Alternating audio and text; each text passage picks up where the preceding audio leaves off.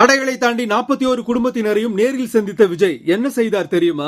கரூர் அசம்பாவிதத்தில் உயிரிழந்த 41 குடும்பத்தை தமிழக வெற்றி கழக தலைவர் விஜய் நேர்ல சந்திச்சு ஆறுதல் சொல்லலன்னு பலர் குற்றச்சாட்டை முன் வச்ச நிலையில வீடியோ கால்ல ஆறுதல் சொன்னதா தகவல்கள் வெளியாச்சு.